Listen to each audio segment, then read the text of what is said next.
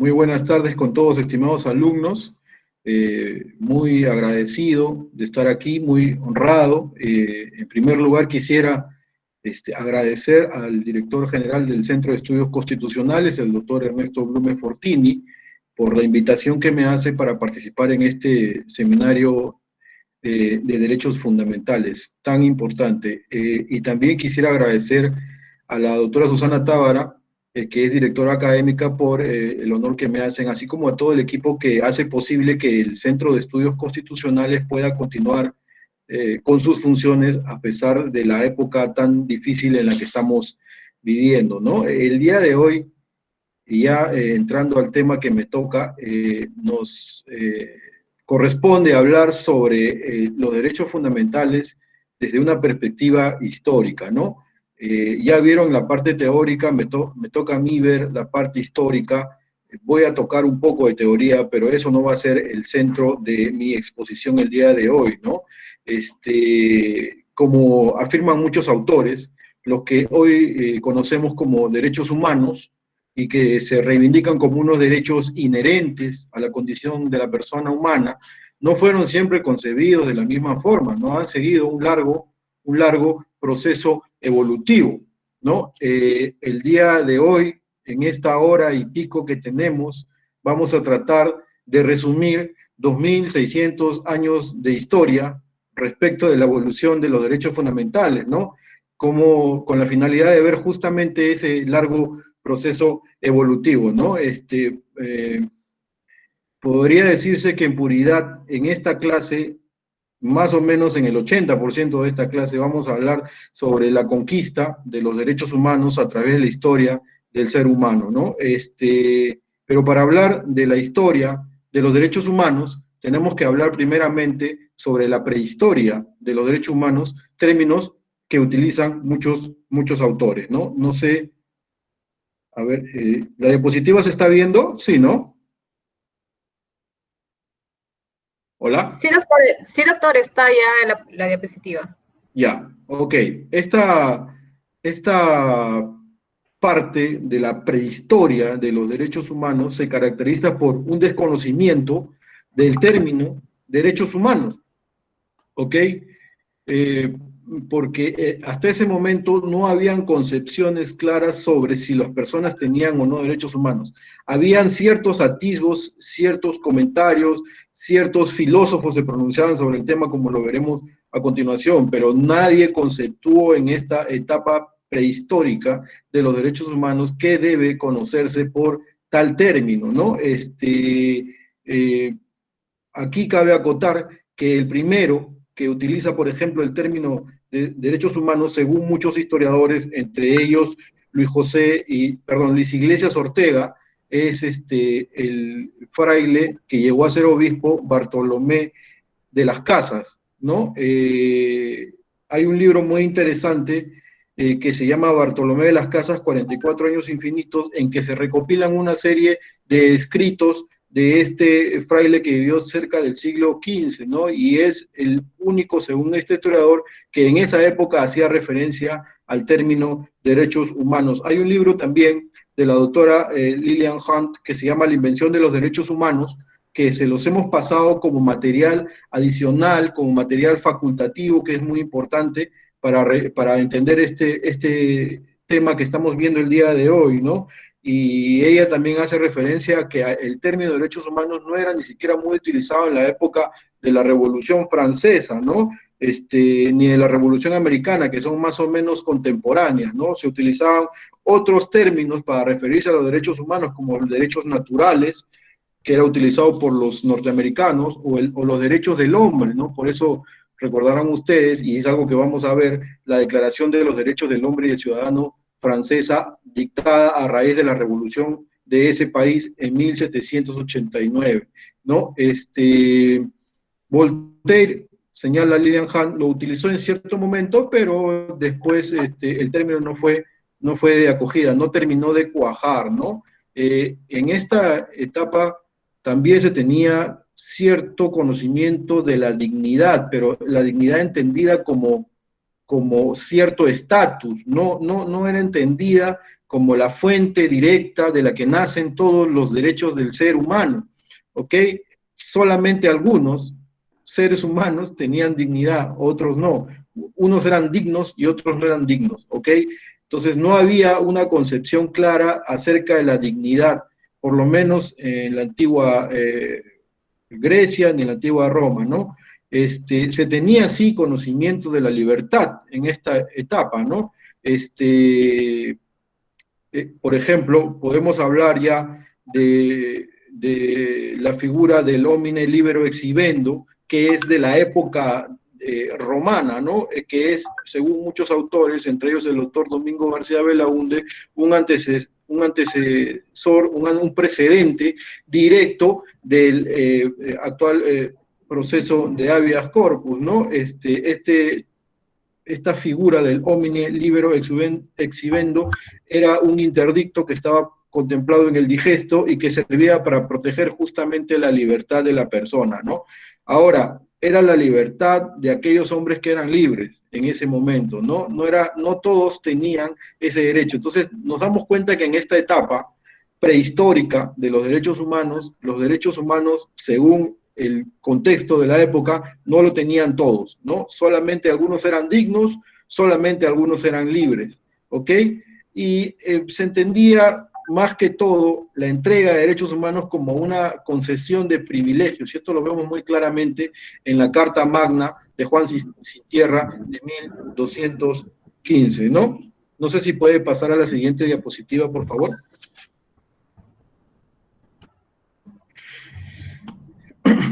Bien, existen varios autores, no soy yo el que utiliza el término por primera vez, que hablan acerca de la prehistoria de los derechos humanos, y cada uno señala que considera que es un documento histórico, un documento prehistórico acerca de la evolución de la figura de los derechos humanos, ¿no? De la doctrina de los derechos humanos, ¿no? Pero la propia ONU coincide que el cilindro de Ciro es un documento histórico, ¿no? Este cilindro de Ciro que ustedes tienen en pantalla es una pieza cilíndrica de arcilla que contiene una declaración en letra cuneiforme, ¿no? Que es letra hecha con cuña, ¿ok? Del babilonio antiguo, ¿no? Esta tiene una inscripción del rey persa Ciro el Grande, que vivió en el siglo VI antes de Cristo, ¿no? En esta pieza cilíndrica, el nuevo rey legitima su conquista y toma medidas políticas, ¿no? Para ganarse el favor de sus nuevos súbditos, ¿ok? Ordena, por ejemplo, la repatriación, perdón, de los exiliados, permite la libertad de religión, sus mandatos son escritos, perdón, ¿la diapositiva se ve? Sí, ¿no? Porque yo la veo chiquita. ¿O cómo se hace para verse grande? Tiene que fijar la pantalla, doctor, pero Ya. sí se ve, está fijada ya la pantalla. Ah, ok, ya la veo. Ok. Sus mandatos escritos en arcilla fueron encontrados en 1879 después de Cristo, ¿no? Shirin Ebadi, aquí quisiera mencionar a la premio Nobel iraní, la primera mujer iraní en ganar un premio Nobel de la Paz, señaló que el cilindro de Ciro debería ser estudiado en la historia de los derechos humanos al momento de aceptar el premio que se le dio en el año 2004, me parece, 2003 o 2004, no estoy muy seguro, me parece que fue en el 2004 que recibe el premio Shirin Ebadi, ¿no? Entonces, ahora bien, muchos consideran que el cilindro de Ciro pues no es una pieza histórica o no parte o sea, no pertenece a la prehistoria de los derechos humanos, porque simplemente muchos reyes que conquistaban nuevos pueblos en aquella época hacían o tomaban medidas, liberaban a los esclavos, ordenaban repatriación, permitían un montón de privilegios que era muy común. Entonces, algunos consideran que este es digamos, un documento histórico de generación, de creación, del origen de los derechos humanos, y otros consideran que no, ¿no? Hay algunos autores que, por ejemplo, señalan que el Código de Hammurabi, que es anterior al cilindro de Ciro, porque es del data del 1750 antes de Cristo, que fue ordenado tallar por otro rey babilónico que se llamó Hammurabi, es también un documento histórico de los derechos humanos, ¿no?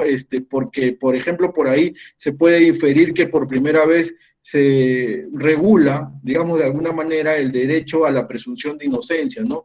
Este código de Hammurabi era famoso, y es famoso, por tener la inscripción de la ley del talión, ¿no? Que está bíblicamente configurada con el principio ojo por ojo, diente por diente, ¿no?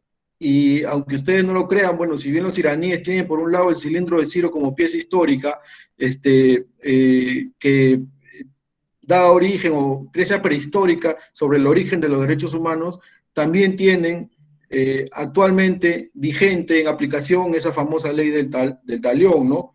En el año 2011 hay una señora iraní llamada Amenet Barami, a la que un pretendiente despechado dejó ciega al arrojarle ácido en la cara, y la ley iraní condenó a esta persona, me parece que a 10 años de cárcel, pero además a que la mujer agraviada le tire ácido en la cara. O sea, ojo por ojo, diente por diente, aplicado en pleno siglo XXI. No fue la presión internacional promovida por Amnistía Internacional primordialmente la que al final hizo que convencieran a esta señora, evidentemente agraviada y bien sancionada la persona que la agravió, a que se desistiera de echarle ácido a la cara. Entonces, por un lado tenemos que los iraníes, a través de su premio Nobel, señalan pues que el cilindro de Ciro debería ser considerado una pieza histórica como parte de la evolución de los derechos humanos, y por otro lado tienen aplicando la ley del talión vigente, que es una medida un poco cruel, ¿no? O bastante cruel, diría yo, ¿no? No sé si pueden pasar a la siguiente diapositiva, por favor. Ok, vamos un poquito, unos años más adelante, vamos a la antigua Grecia y Roma. Ahí, bueno, en Grecia se crea la democracia, se tiene noción del hombre libre, se tiene noción del ciudadano. Ahora la democracia en griega, y aquí hago una acotación, no es entendida como la entendemos nosotros actualmente, ¿no? Recordemos que en Grecia lo que habían eran polis, y había muy poca población, y entonces toda la población podía ir a esas polis y hacer uso de la palabra y votar, ¿no? Evidentemente eso no se puede en estados actuales en que tenemos millones de personas viviendo, ¿no? Necesitamos representantes. Entonces, si un griego antiguo viniera ahora y viera cómo concebimos nosotros la democracia, se sorprendería, porque no es igual, ¿no? Pero es importante señalar que en Grecia está la cuna de la democracia, ¿no? Y la cuna del concepto de hombre libre y de ciudadano, que es aquel que está interesado en manifestar su voluntad para cumplir objetivos comunes de la colectividad, ¿no? En Grecia también habían nociones sobre el derecho natural, las primeras nociones sobre el justnaturalismo, que son de Platón y Aristóteles, aunque ellos pensaban que el código moral sí podía cambiar, ¿no? Sobre todo Platón, o sea que las leyes naturales no eran inmutables, sino que podían cambiar. Bueno, Cicerón, ya en Roma, acoge ese pensamiento acerca de que existen derechos naturales en el ser humano, ¿ok? Pero no los legitima en base a la voluntad de los dioses, como hacían en la antigua Grecia, sino en base a que nacen estos derechos naturales del libre pensamiento y del libre razonamiento del propio ser humano. Entonces vemos que el justnaturalismo un poquito se va afinando y se va convirtiendo en un justnaturalismo un poco más racionalista, ¿no? Pero no me quiero detener aquí porque esto es parte de la prehistoria de los derechos humanos, solamente se lo digo como antecedentes para que lo tengan claro. Hay un par de lecturas que también le hemos mandado el día de hoy para que ustedes puedan revisar acerca de esta importante parte de antecedentes de la historia evolutiva de los derechos humanos, ¿no? No sé si se puede pasar a la siguiente diapositiva, por favor. Bien, ya nos vamos a la época después de Cristo, ¿no? Al 15 de junio de 1215. Aquí el rey Juan Sin Tierra y los nobles pues firman una alianza. Este rey lo que hace es firmar a regañadientes la famosa Carta Magna Libertatum, ¿no? Cediéndole privilegios a los nobles locales que se sublevaron contra ¿no? En el punto 39 de este histórico documento se regula el derecho a no ser enjuiciado sin un debido proceso, ¿no? Que es el que le da el sustento al right o mandato de habeas corpus, que ya venía siendo utilizado en Inglaterra desde hacía 50 años atrás, ¿no? Pero consuetudinariamente, ¿no? ¿Qué decía este artículo de la Carta Magna? Que ningún hombre libre será tomado o aprisionado, desposeído de sus bienes, proscrito o desterrado o de alguna manera destruido, y no dispondremos sobre él ni lo pondremos en prisión, sino por el juicio legal de sus pares o por la ley del país. Entonces, nótese que aquí tenemos un antecedente directo de protección del derecho fundamental a la libertad física y también al debido proceso, ¿no? Entonces es un claro antecedente de la prehistoria, de la evolución de los derechos humanos fundamentales. Bien, no sé si podemos pasar a la siguiente diapositiva, por favor.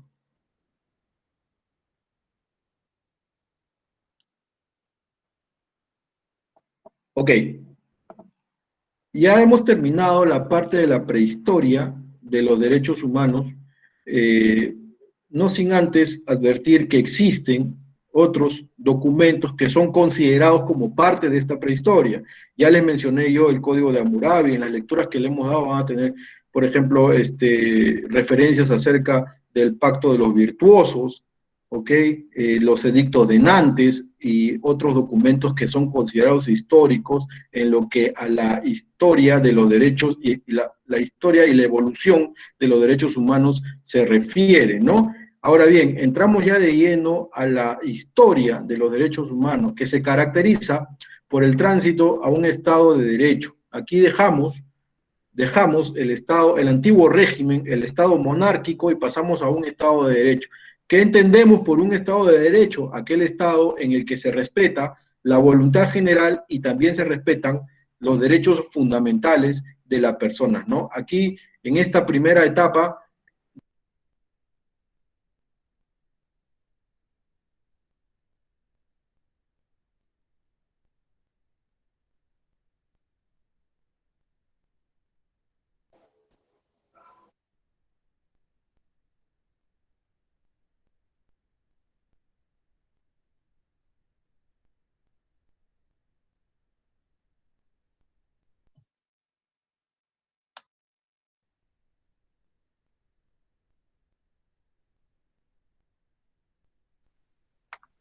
hola, hola. Doctor, se le escucha ahora. Sí, alguien quitó el audio, ¿no? ¿Hasta qué punto se me escuchó? Sí, ya se normalizó, doctor, no se preocupe, siga nomás, yo estoy controlando eso ahorita. Ya, pero ¿hasta qué, o sea, qué parte no me, hasta qué parte me escucharon? Serán 2, 3 minutos más o menos. 2 minutos, no más. Bueno, ya.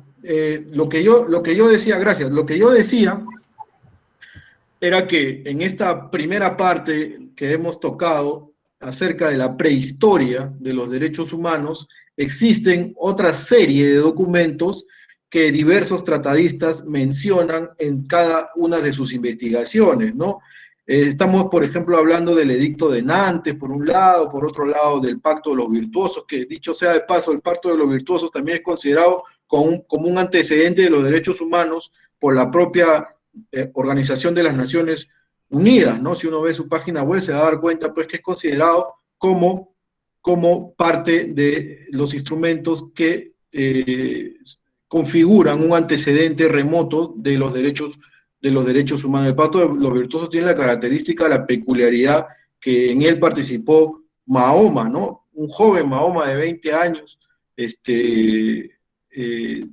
fue parte de esta suerte de tratado que se firmó en la época en que vivió para evitar más conflictos dentro de sus congéneres, ¿no? Pero bien, ya con las lecturas que les hemos mandado, que son de referencia algunas y obligatorias otras, van a tener más claro el panorama acerca de esta tan interesante etapa que muchos catalogan como la prehistoria de los derechos humanos, ¿no? Ahora nos toca hablar acerca de la historia de los derechos humanos propiamente. Y tienen ustedes una diapositiva en pantalla en la que mencionamos cuáles son las grandes características de esta etapa, ¿no? Mencionaba yo que, por ejemplo, una característica de esta etapa es el tránsito a un Estado de Derecho. ¿Qué se debe entender por Estado de Derecho? Un Estado en el que se respetan los derechos fundamentales y la voluntad general de las personas, que está plasmada en el documento normativo más importante, que es una constitución, ¿no? En esta etapa se dejó de lado el Estado antiguo, el antiguo régimen, el Estado monárquico, y se pasó a un Estado en el que el poder varió y dejó de ser originario del rey y pasó a ser originario del pueblo, como titular soberano del mismo, ¿no? En esta etapa también se conocen, bueno, al menos al principio, a los derechos fundamentales como derechos naturales, como consecuencia de un naturalismo que ya venía desde la antigua Grecia, como hemos visto anteriormente, ¿no? Entonces lo que pasó aquí es que mediante diversos textos históricos se declararon derechos fundamentales que ya venían siendo catalogados como derechos naturales de la persona humana, ¿no? Más adelante se positivizaron estos derechos en textos que tienen el carácter de universal, ¿no? Por eso hablamos también que una característica de esta parte de la historia de los derechos humanos es la universalización de los derechos humanos, ¿no? Ya eso lo vamos a ver también más adelante. ¿Alguien me puedes pasar a la siguiente diapositiva, por favor?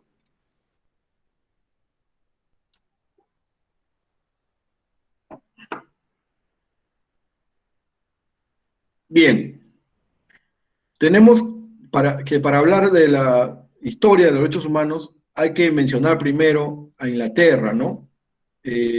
Fundamentalmente el siglo XVII, de lo vivido en ese país, ¿no? Pero también tenemos que entender como premisa general que Inglaterra tiene un sistema complejo de fuentes, ¿no? De derecho constitucional, ¿no? Su derecho constitucional no es igual que el derecho constitucional de otros países, ¿no? En Inglaterra lo que tienen es una constitución implícita o dispersa que no está codificada, ¿no? Es una constitución tácita, ¿no? Y esta se constituye por varios textos aprobados a lo largo de la historia.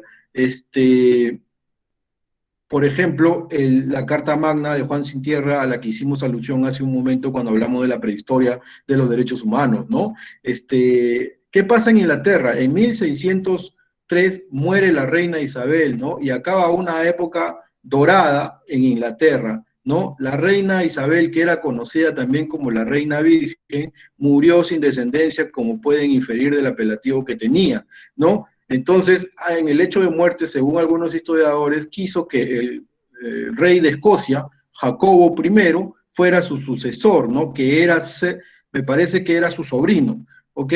O su sobrino nieto. Entonces, Jacobo pasó a ser de rey de Escocia a ser rey de todo el reino, del Reino Unido, de Inglaterra y sus demás países, ¿no? De Gran Bretaña, ¿no? Jacobo desde el comienzo tuvo problemas para gobernar, ¿no? Porque lo que pasaba era que Jacobo era un acérrimo protector de las prerrogativas reales, y en Inglaterra lo que pasaba en ese momento era que el Parlamento inglés tenía mucha fuerza, ¿no?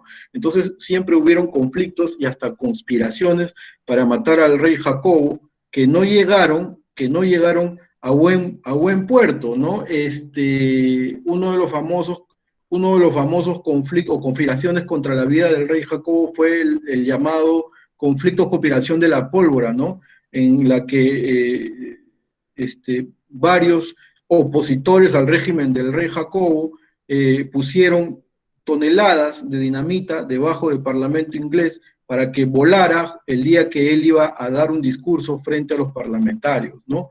En esa época, uno de los opositores era el famoso Guy Fawkes, por ejemplo, ¿no? Cuya cara ahora es el rostro del colectivo Anonymous, ¿no? lamentablemente, lamentablemente no, no llegó a buen puerto la conspiración porque fueron detectados y la pólvora se desactivó y al final murieron, Wu Fei también murió y el rey Jacobo pudo seguir gobernando, pero murió unos años después y dejó a su hijo Carlos I. No sé si puede pasar a la siguiente diapositiva.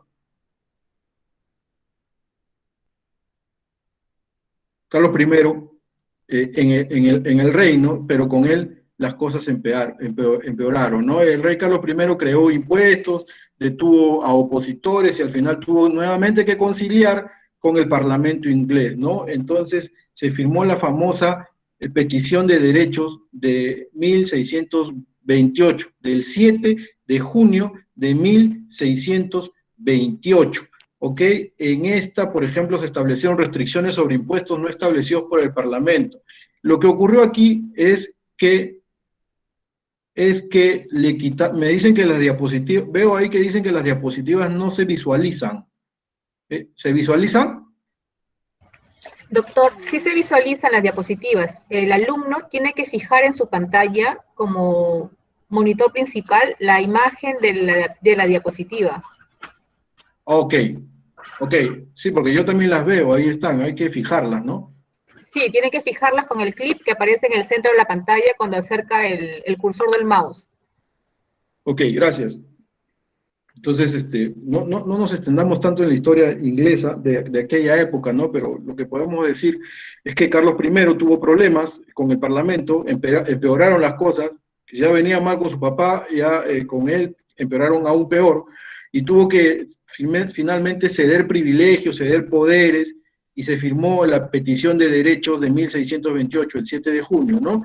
Esta petición de derechos estableció, como dije hace un momento, restricciones sobre los impuestos, o sea, el Parlamento tenía que aprobar los impuestos y no el rey únicamente, ¿no? Y, por ejemplo, se prohibió la incursión de soldados en casas particulares, lo que consideramos un antecedente de la inviolabilidad del domicilio, ¿no? El encarcelamiento sin causa, o sea, el habeas corpus, que es una figura emblemática del derecho inglés, del common law, fue, digamos, sucedido, mejorado, fortalecido en esta petición de derechos de 1628, 400 años después de suscrita la Carta Magna, ¿no? Esta petición de derechos, vale decirlo, se considera un texto constitucional vigente, ¿no? Y les dejo como dato que Carlos I fue ejecutado finalmente en 1649, ¿no? El rey cayó unos años después. ¿Ok? Siguiente diapositiva, por favor.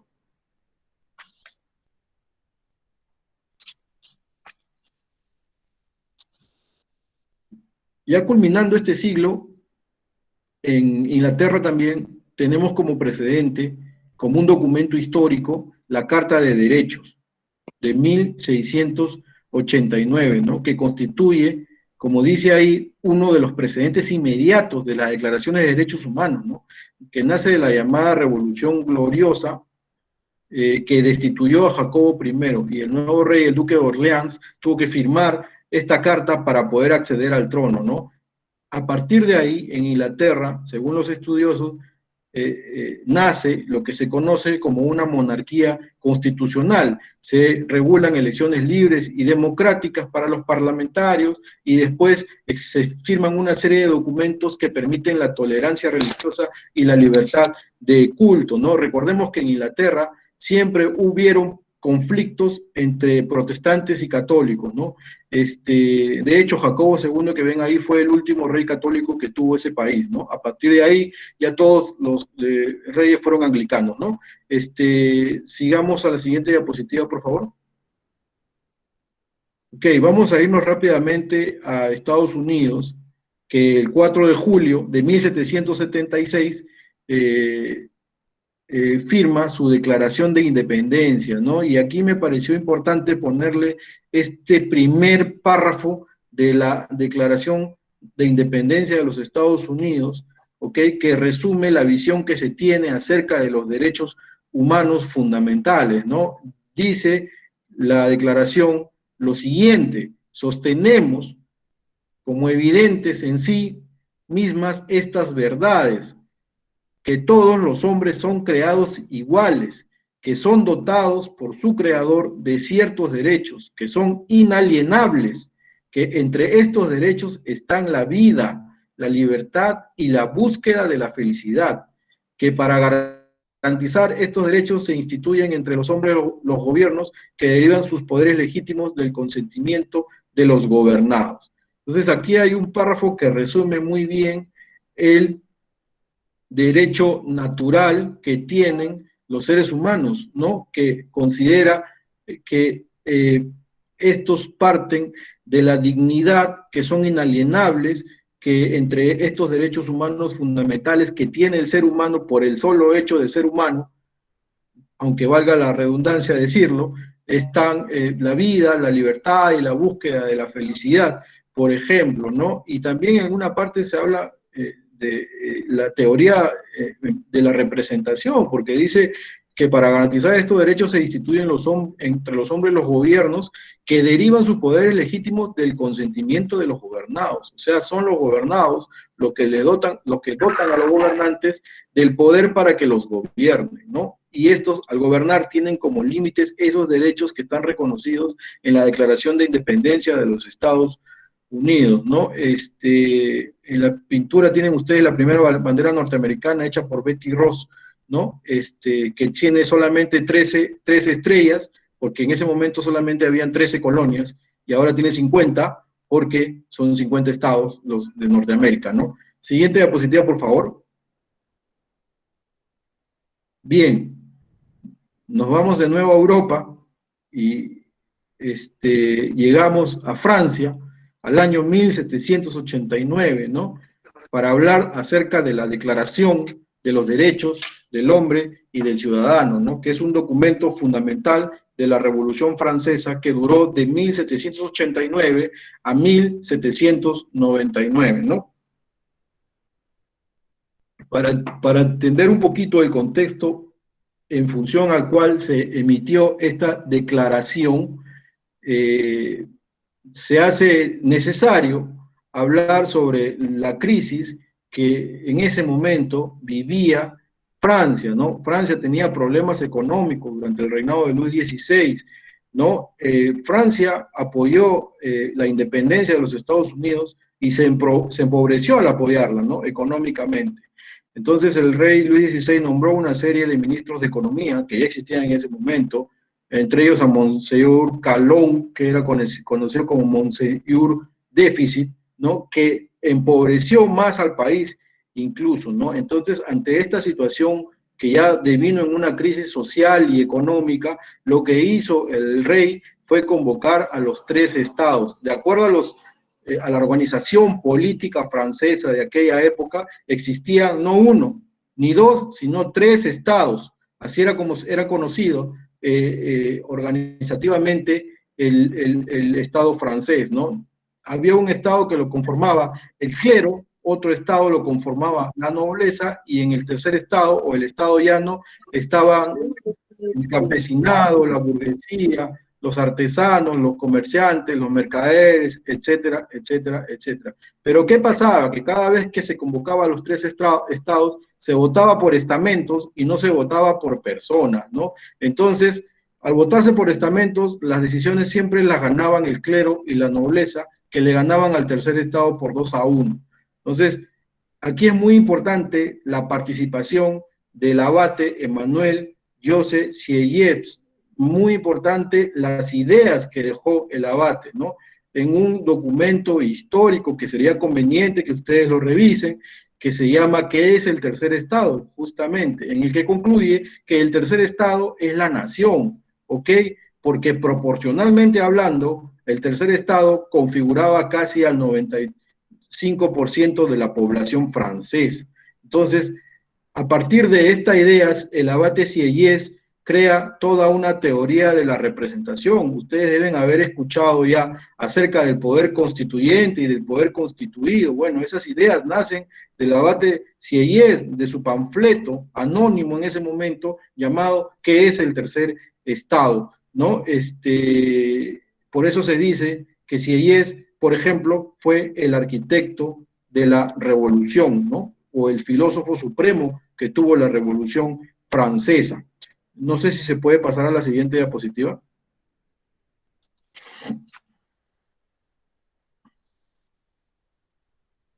Bien, sigamos un poquito con el contexto francés de aquella época, ¿no?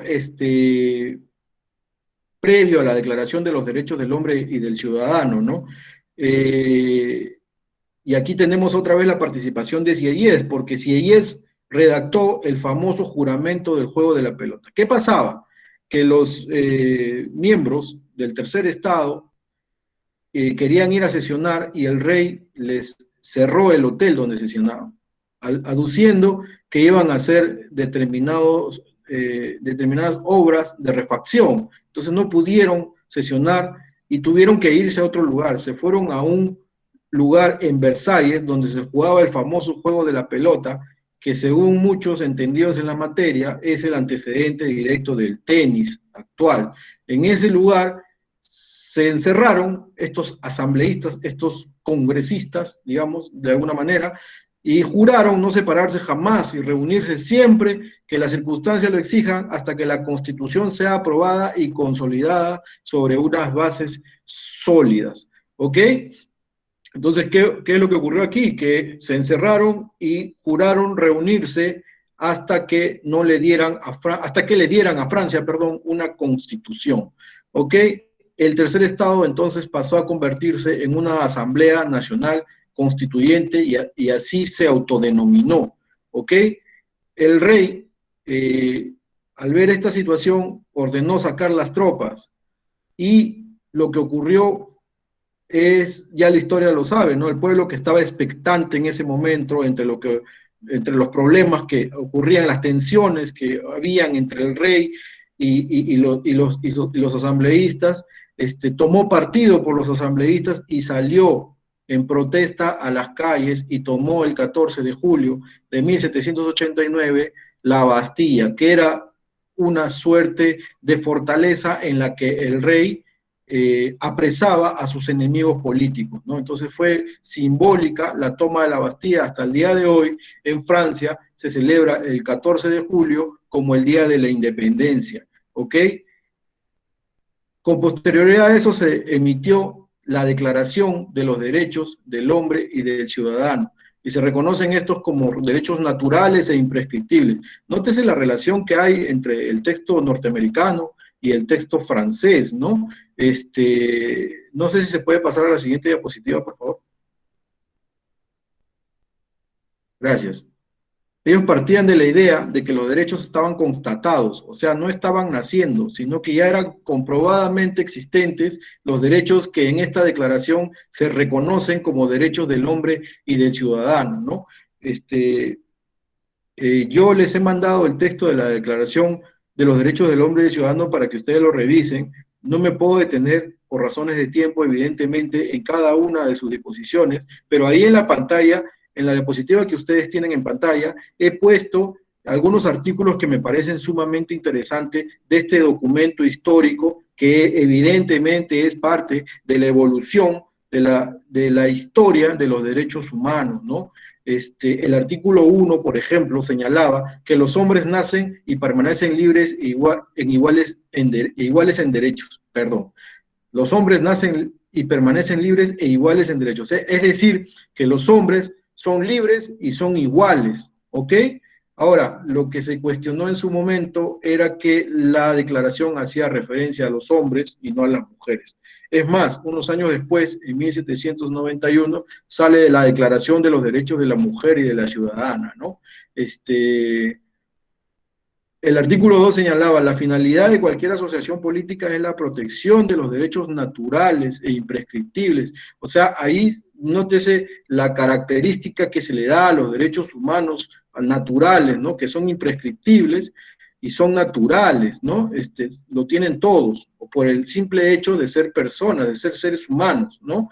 El artículo que tienen ahí ustedes en pantalla, no veo porque está tapado, me parece que es el 17, señalaba una sociedad en la que no esté establecida la garantía de los derechos, ni determinada la separación de poderes carece de constitución. Miren ahí, hay una suerte de definición de lo que debe entenderse por constitución. Es más, la Declaración de los Derechos del Hombre y del Ciudadano fue parte del preámbulo de la primera Constitución francesa. Y si bien Napoleón la dejó sin efecto unos años más tarde, actualmente en la Constitución francesa esta declaración ha recobrado plena vigencia y es parte del texto constitucional de 1958, vigente en la actualidad, ¿no? La declaración entonces está más viva que nunca, ¿no?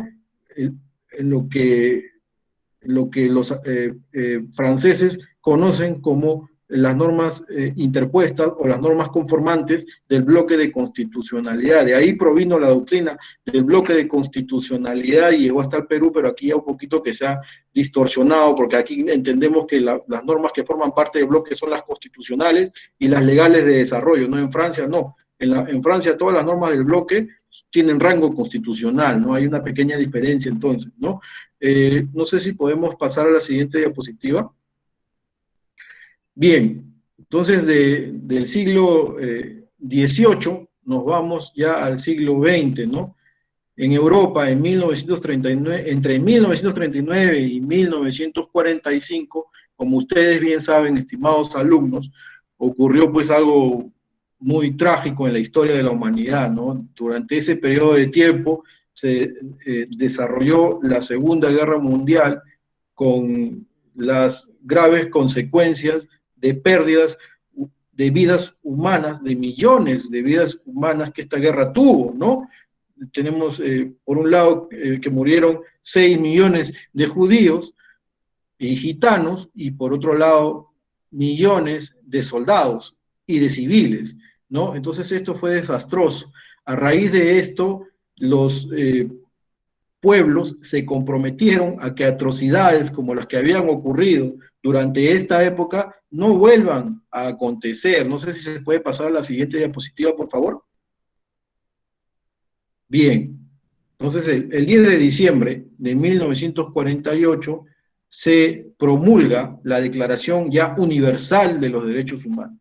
Nótese que ya no habla de hombre nada más, ni de ciudadano nada más, que pueden ser interpretados de forma restrictiva, ¿no? Aquí se habla de una declaración universal de los derechos humanos, de los derechos que tenemos por el simple hecho de ser humanos, ¿ok? Y que son fundamentales, y son naturales, y son universales, ¿ok? Aloe Buiza dice que esta norma es una norma suprema de convivencia, ¿no? Que refleja el ideal común para todas las naciones, ¿no? Aunque valgan verdades, no todas las naciones la suscribieron en un primer momento. Hay un libro muy interesante de Stephen Hassel que se llama Indignados, que menciona que solamente 48 de los 58 estados que en ese momento conformaban las Naciones Unidas suscribieron, ¿no? Se abstuvieron los del bloque soviético, y se abstuvieron los árabes, y se abstuvieron los sudafricanos también, porque en ese momento tenían el famoso apartheid, ¿ok?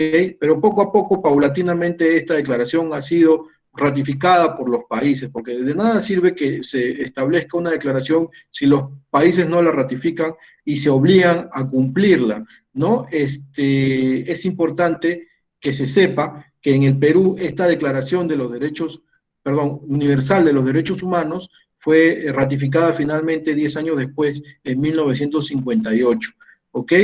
En esta declaración los estados se comprometieron entonces a no volver a incurrir en los horrores de la guerra, ¿no? Se obligaron a respetar los derechos humanos. En la foto que tienen ustedes en pantalla está Eleanor Roosevelt cogiendo una declaración de los derechos humanos, ¿no? Ella tuvo una participación muy importante, según cuenta la historia, en la redacción de la declaración. Y en este libro de Stephen Hassel se menciona que fueron los franceses, nuevamente los franceses, los que quisieron acuñar el término universal que quedó finalmente, ¿no? Porque los anglosajones querían poner Declaración Internacional de los Derechos Humanos. Es un tema interesante, anecdótico, pero que dice mucho, ¿no? Dice mucho. A ver, la siguiente diapositiva, por favor.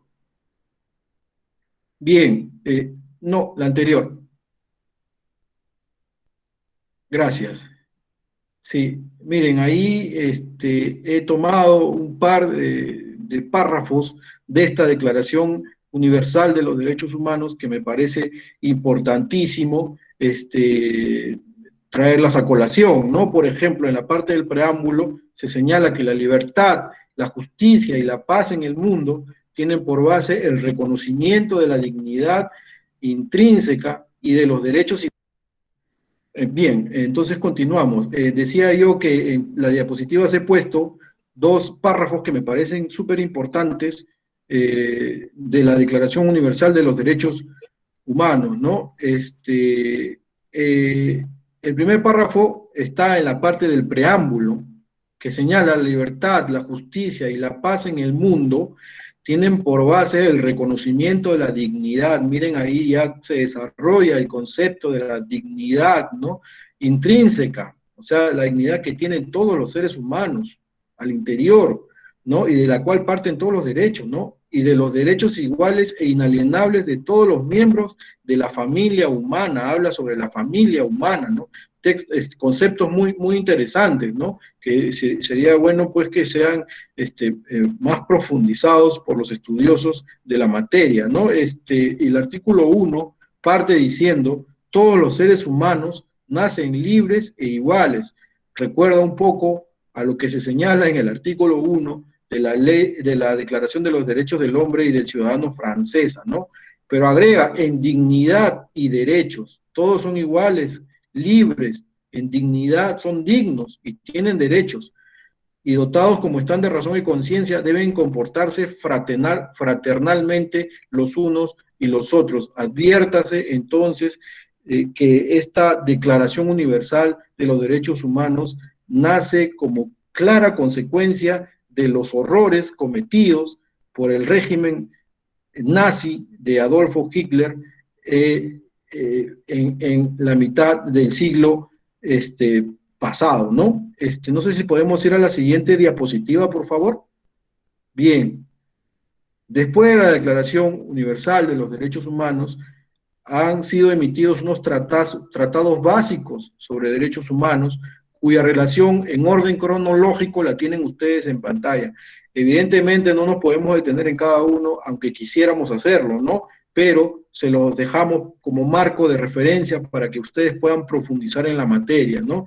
Estos entonces son tratados básicos que forman parte de la evolución de los derechos humanos en el mundo, ¿no? Comenzamos por la Convención Internacional sobre la Eliminación de todas las formas de discriminación racial, del 21 de diciembre del 65, ¿no? El Pacto Internacional de Derechos Civiles Políticos del 16 de diciembre del 66, ¿ok? Que tiene dos protocolos, el primero de la misma fecha y el segundo del 15 de diciembre de 1989. ¿Qué son protocolos? Son una suerte de adiciones que se le hacen a estos tratados o pactos internacionales, ¿ok? En tercer lugar, el Pacto Internacional de los Derechos Económicos, Sociales y Culturales, del 16 de diciembre de 1966, y su protocolo facultativo del 10 de diciembre del 2008. También la Convención sobre la Eliminación de todas las formas de discriminación contra la mujer, del 18 de diciembre del año 79, y su protocolo facultativo del 10 de diciembre de 1999. En quinto lugar, la Convención contra la Tortura y otros tratos o penas crueles, inhumanos o degradantes del 10 de diciembre de 1984, más su protocolo facultativo del 18 de diciembre del año 2002.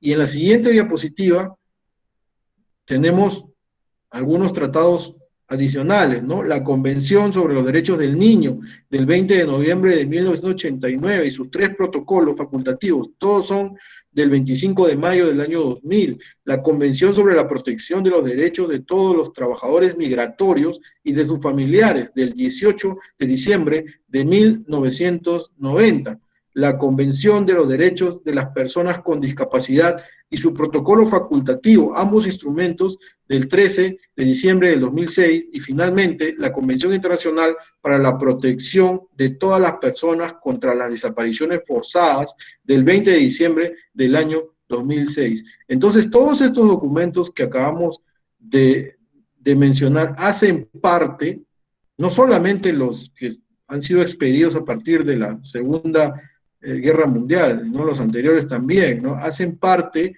de la evolución histórica de los derechos humanos.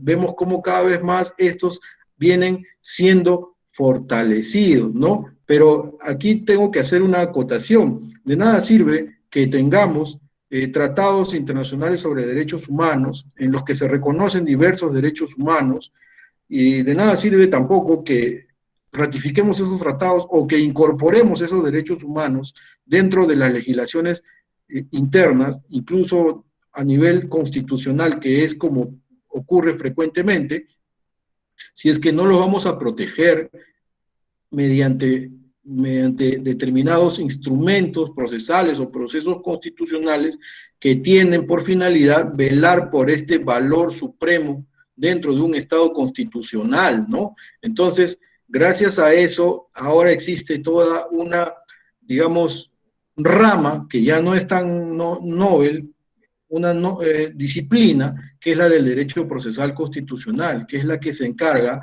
de conocer y estudiar estos procesos o mecanismos constitucionales de defensa de los derechos fundamentales y de defensa también de la jerarquía o primacía normativa de la Constitución al interior de determinado ordenamiento jurídico. En estos procesos constitucionales, usualmente los tribunales, cortes constitucionales, o como sea que se le llame, tienen un papel y un rol protagónico en la defensa de estos derechos, porque a través de su jurisprudencia van estableciendo los lineamientos y el contenido protegido de los derechos al interior de cada estado, ¿no?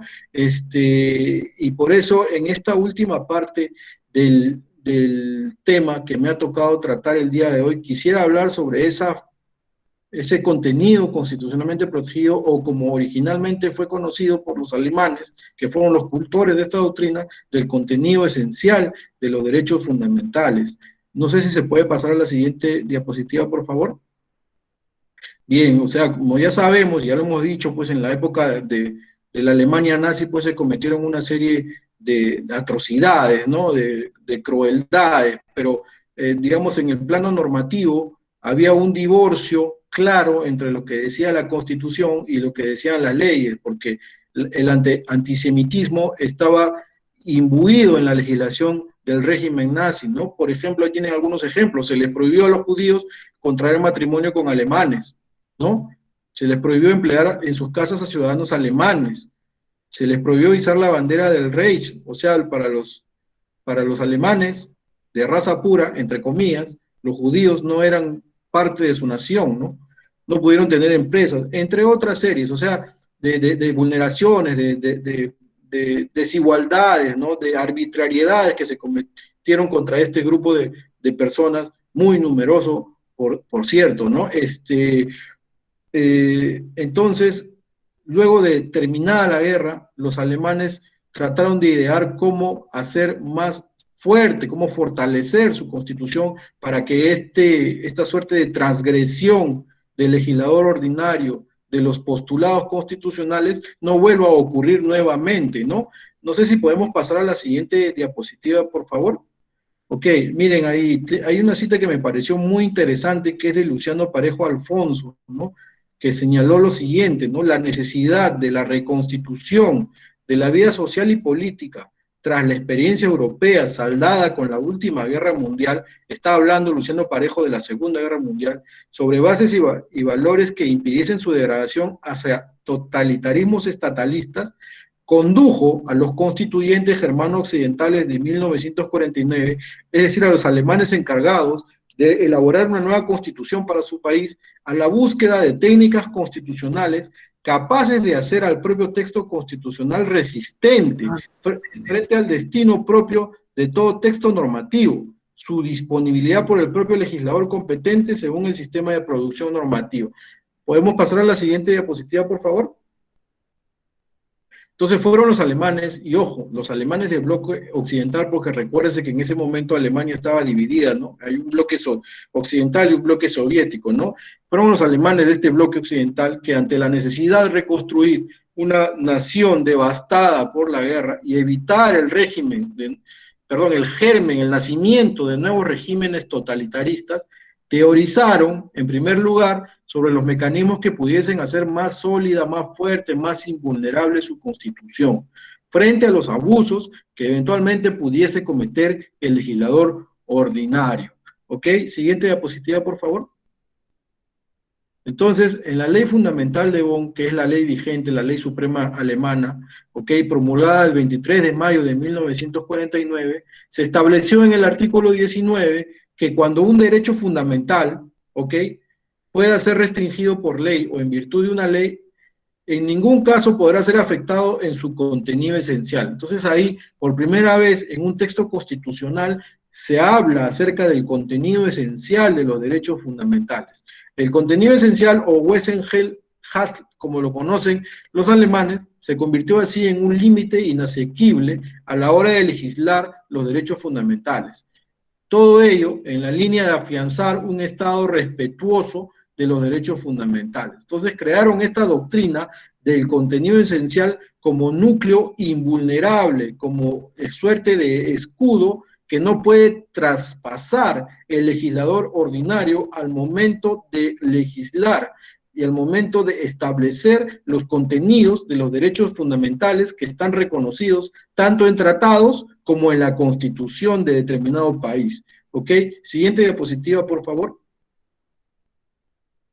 Ya con esto vamos terminando, ¿no? En España, en la Constitución de 1978, se reguló en el artículo 53, que estableció que la ley debe respetar el contenido esencial de los derechos y las libertades de las personas.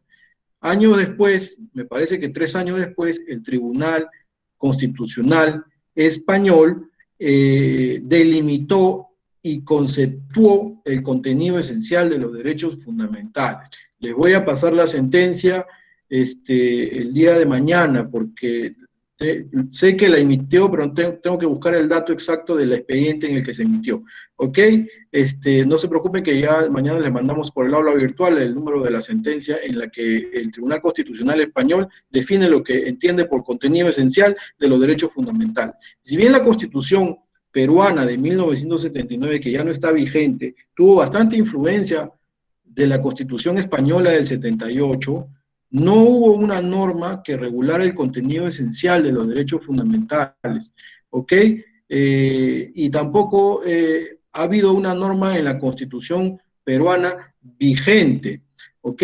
Pero eso no quiere decir desde que entró en funciones, el Tribunal Constitucional haya perfilado el contenido esencial de diversos derechos fundamentales a través de su copiosa jurisprudencia. ¿Ok? Es el Tribunal Constitucional el que ha determinado qué protege y qué no protege, en otras palabras, respecto de determinado derecho fundamental.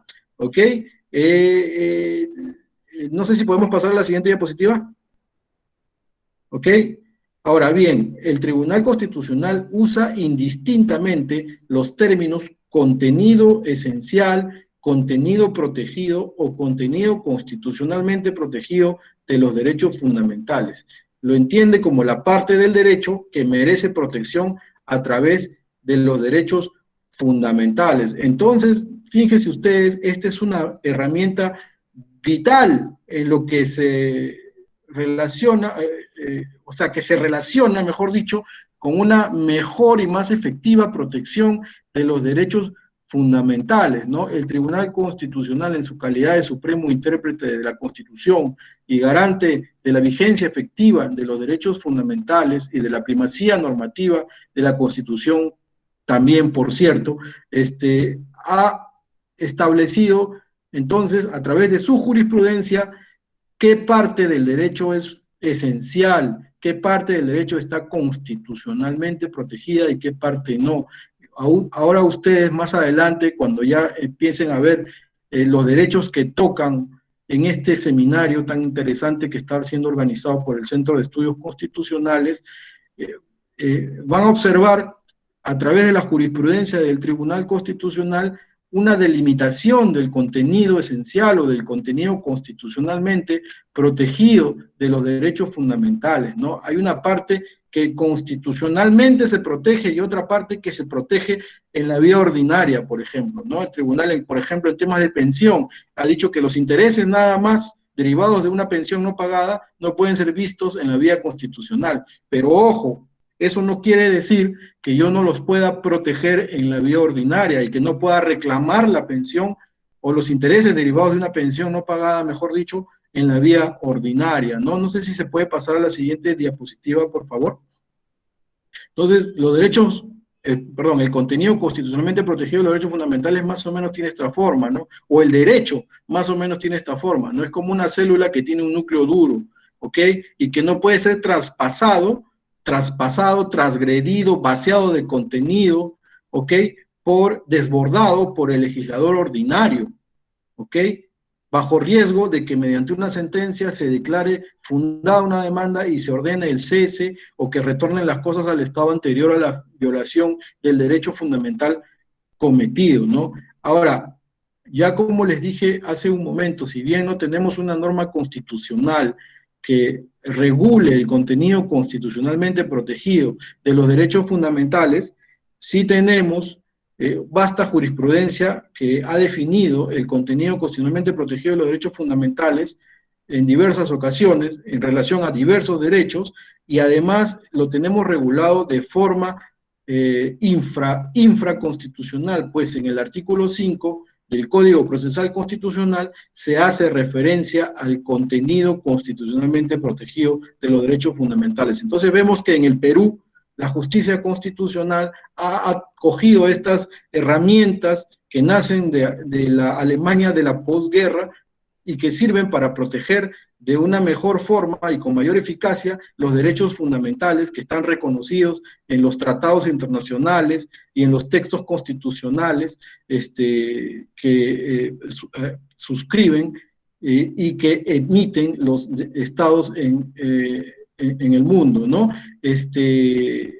Los tratados internacionales que anteriormente hemos visto, iba a decir, ¿no? ¿Ok? Porque constituciones sí no hemos visto, pero los tratados internacionales que hemos visto anteriormente, ¿no? Y que regulan una serie de derechos y que son parte de la evolución de los derechos fundamentales, ¿ok?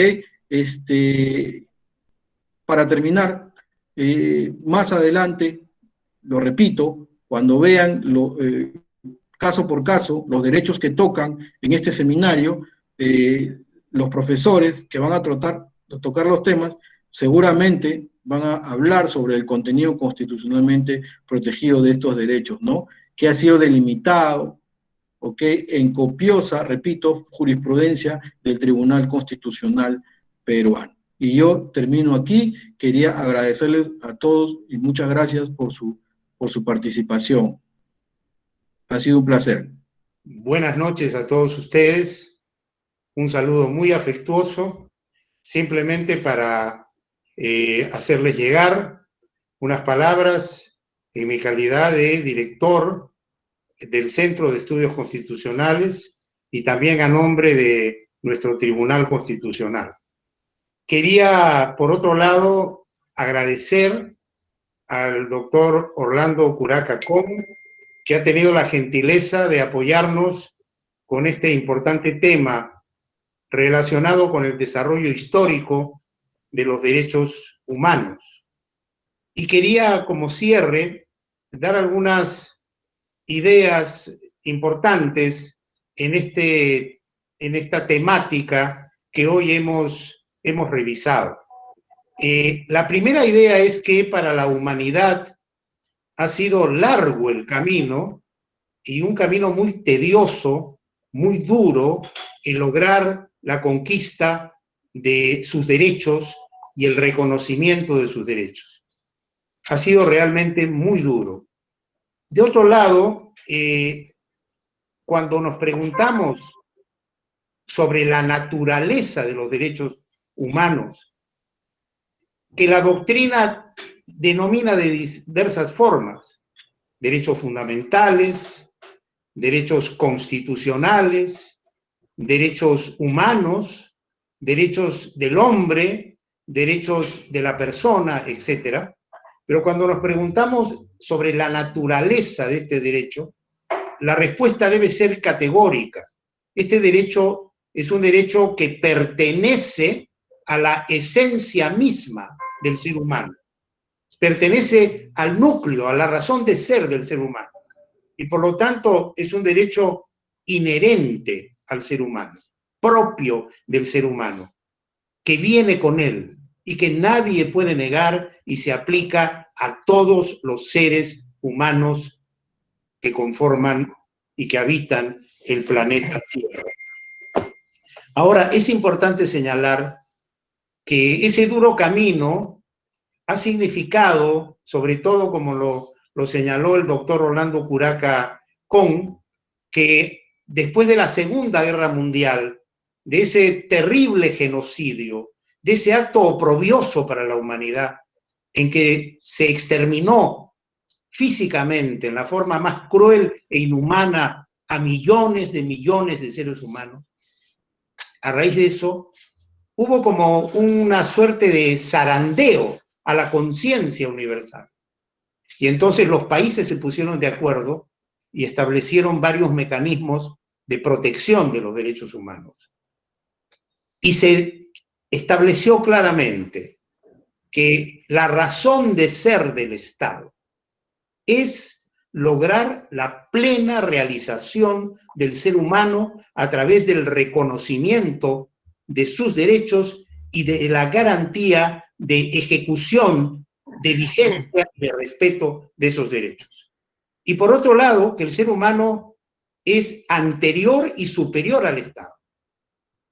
Y nosotros tenemos, en el caso peruano, un instrumento supranacional, que es la Convención Americana de Derechos Humanos, que establece que si no obtenemos justicia en la jurisdicción interna frente a un reclamo que afecta a nuestros derechos humanos, tenemos expedito el camino de irnos a un sistema interamericano de protección de derechos humanos, que puede concluir dándonos la razón y obligando al Perú a respetar y cumplir con ese derecho afectado. Por lo tanto, este tema es un tema vital, y es un tema vital sobre todo en el contexto en que nos encontramos. Caben muchas preguntas cuando la humanidad aparece ahora hackeada por esta pandemia del COVID-19 y que obliga a los estados a adoptar medidas extraordinarias, a recurrir a los denominados regímenes de excepción, que habilitan en el marco de la Constitución una concentración de poder en la autoridad que tiene a su cargo el enfrentamiento de esa problemática. Concentración de poder que afecta los derechos fundamentales, porque suspende el ejercicio de algunos. Y entonces hay que ponderar cómo una situación de esa naturaleza se condice con este sistema de protección de los derechos humanos. Y como bien sabemos, la Constitución peruana establece varios tipos de control. El control político a través del poder legislativo, el control jurisdiccional a través del poder judicial y del Tribunal Constitucional, el control ciudadano o social a través de todos los mecanismos que tiene la sociedad para exigir un uso racional y adecuado del poder en etapa de pandemia. Y además porque la lógica del legislador es la lógica que cualquier aplicación de un régimen excepcional tiene por objeto preservar el orden constitucional y garantizar la plena y vigente, la plena restitución al régimen constitucional y la plena vigencia de los derechos humanos, de los derechos de todos nosotros, derechos que no tienen rostro, derechos que nos corresponden a todos. Y por lo tanto, hemos pasado revista con mucha lucidez por parte del expositor de las etapas en que la humanidad ha tenido que pasar para lograr la situación actual. Una situación en donde ya hay un reconocimiento universal de los derechos humanos y que todos debemos exigir sean respetados y sean garantizados.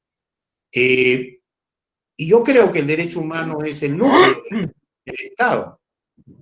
Como dije hace unos momentos, la razón de ser del Estado. Pero concluyo con un apunte de lo que dijo el expositor en la parte final. Hay que determinar el núcleo duro de cada derecho.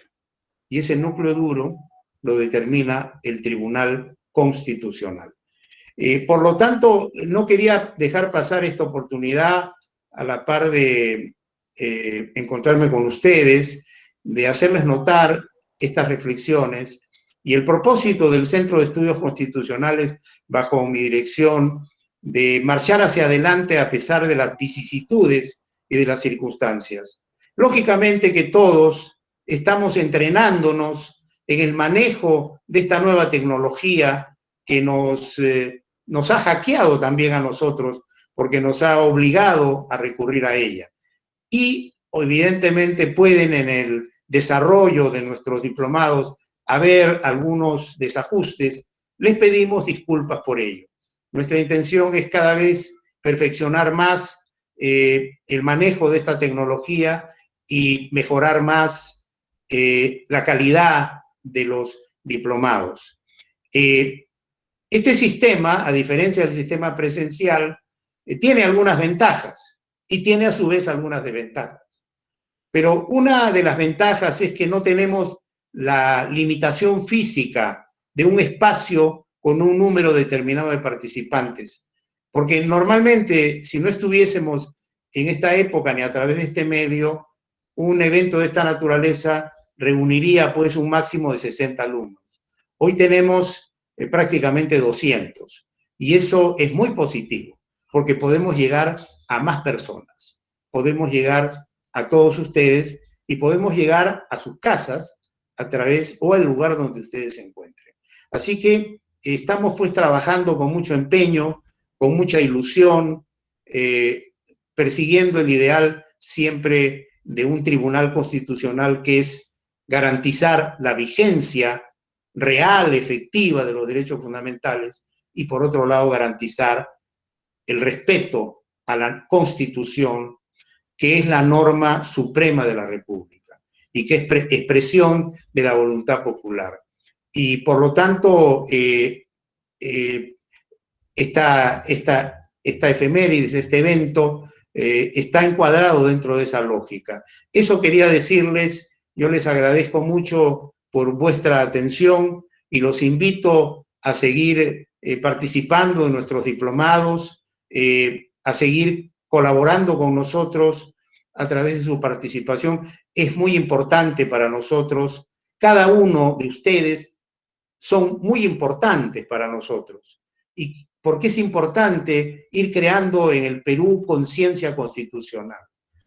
¿Para qué? Para que el pueblo, la ciudadanía en general y los expertos, los especialistas, los operadores del derecho tengan la convicción de que la Constitución es la bandera que debemos levantar para fortalecernos como un Estado-nación en democracia y en libertad.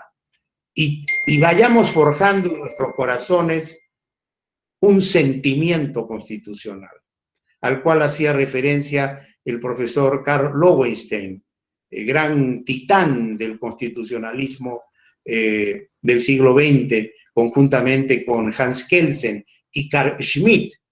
Y él decía, un pueblo que no tiene sentimiento constitucional, es decir, un pueblo que no ama su Constitución y que no es capaz de salir al frente para defender la Constitución, que es expresión de su propia voluntad, de la forma como quiere vivir en democracia, es un pueblo a la deriva, inseguro, que podrá ser víctima de atropellos y no tendrá la preparación ni el compromiso suficiente para salir al frente.